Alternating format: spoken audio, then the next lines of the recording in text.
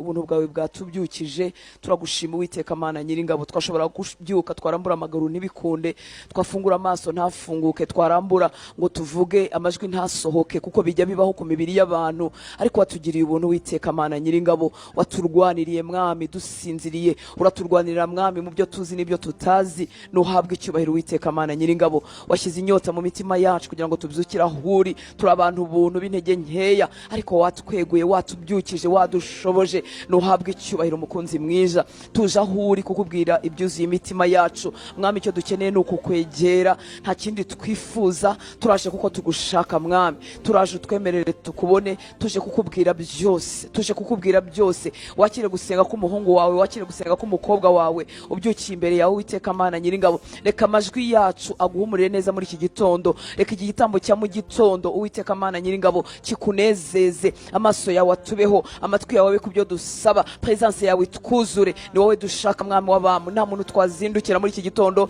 nta muntu watumara inyota, nta muntu wabwirwa ibyuzuye imitima yacu, ariko wowe urahagije Mwami w'abamu. Wowe urihariye. Unyemerere wiherane na buri muntu, unyemerere buri muhungu na buri mukobwa ubyukiye kugushaka akumve, akubone Uwiteka Mana Nyiringabo. Wakire intambwe yateye agana ahuri, wakire Mwami iki gitambo kikunezeze. Urebe Uwiteka Mana Nyiringabo ko yiyambuye ibitotsi, iyi mibiri binaniwe, iyi mibiri bishaka kuryama, maze nabyo bikubera igitambo kiguhumurira neza. Wakire umutima ukunyotewe Mwami, twabyukiye ahuri kuko tugushaka. Imitima yacu iragukumbuye, imitima yacu irakwifuza. Turifuza gutumbira mu ruhanga rwawe heza, turifuza kubona mu maso yawe, turifuza kumva icyo tubwira Mwami w'abantu. Mu mwijima mwinshi w'ubuzima, mu mwijima mwinshi wuzuye mu isi, turifuza kumva ijwi ryawe, turifuza kumva ijambo ryawe. Tuze kandi gusuka ibyuzuye imitima yacu, ibyo tutabasha kubwira abantu, ibyo tuje kubisuka imbere yawe. Ibyo twababwira ntibagire icyo babibashaho, kuko ari abantu buntu. Ibyo nabyo tuje kubisuka imbere yawe Mwami. Unyemerere mukunzi mwiza, wumve gusenga kwacu. Nje kugusukira ibyuzuye umutima, imitima yuzuye amashimwe, imitima yuzuye amaganya, imitima yuzuye gushoberwa, imitima yuzuye ibyo byose biba bivangavanze. Byose tuje kubisuka imbere yawe, kuko twasanze ufite ubushobozi bwo kubisobanura, twasanze ufite ubushobozi bwo kubivangura, twasanze ufite imbaraga. Nta muntu waje ahuri Mwami ngo asubire yarira. Uri Imana ihanagura amarira ku maso, uri Imana itabara, uri Imana yuzuye kugira neza, uri Imana yuzuye imbabazi nyinshi tutajya tubasha gusobanura, uri Imana yuzuye urukundo rutangaje. Uko niko twazindukiye aho twazindutse Mwami kuko tudashoboye, twazindutse Mwami kuko twuzuyemo n'intege nkeya, kugira ngo tugwirize imbaraga imbere yawe Mwami. Twazindutse Uwiteka Mana Nyiringabo kugira ngo twubake, kugira ngo twubakike. Ngwino wubaka agace kacu ko mu mwuka, ngwino wubaka ubugingo bwacu, ngwino ukore ku mibiri yacu, ngwino ukora harwaye, ngwino ukora hasenzekaye, ngwino ukora hafite ikibazo, ngwino ukora Uwiteka Mana Nyiringabo. Ngwino twubake natwe turubakika. Turaje Uwiteka Mana Nyiringabo, turaje nta wundi muntu dushaka, turaje nta wundi dutura ibyacu, tuje kwikubita imbere yawe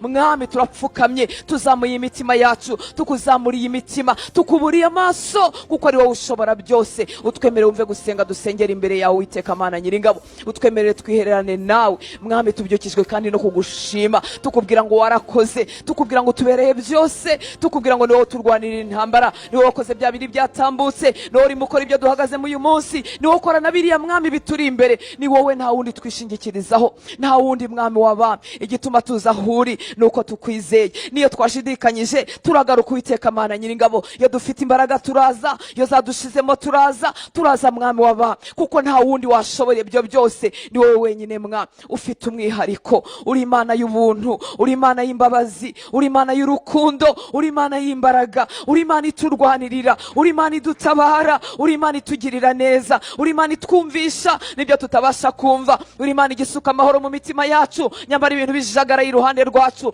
nyamara ibintu Mwami tudafite igisubizo, ugasuka amahoro menshi, ukatwibutsa ubutabazi bwawe. Uri Imana ibana natwe, uri Imana itugirira neza, uri Imana ituyoboza igicu amaso yacu atabasha kureba, uri Imana itubereye inkingi y'umuriro mu mwijima w'ubuzima. Kuko Mwami tujya dukebuka tukibaza ngo hari ahantu twahambutse gute, watubereye inkingi y'umuriro nkuko wayoboye ubwoko bwawe Mwami w'aba. Uri Imana itubera igitare kirimo amazi adudubiza tukanywaho mu mwuma w'ubuzima. Haraho bigira tukumva turumagaye tukumva hano noneho ntituri buharenge, ariko twahindukira tugasanga twaraharenze, kuko uri igitare tunyweraho, uri amasoko y'ubuzima. Ni wowe mwami w'abami, ni wowe mbaraga zacu, ni wowe mbaraga zacu, ni wowe mutabazi wacu. Ujya uduha umutima umeze nk'uwahaye Eliya. Abahungu bawe n'abakobwa bawe bajya baca mu bikomeye mwami w'abami, bakavuga ngo hano no sinzaheguka, hano no sinzahatambuka, ariko ujya uduha umutima tugakomeza urugendo, tugasanga tumaze imyaka 10 mu gakiza tutarabivuyemo, tugasanga 20 irashize, tugasanga 30 irashize, tugasanga ya mezi y'umwijima twayaciyemo,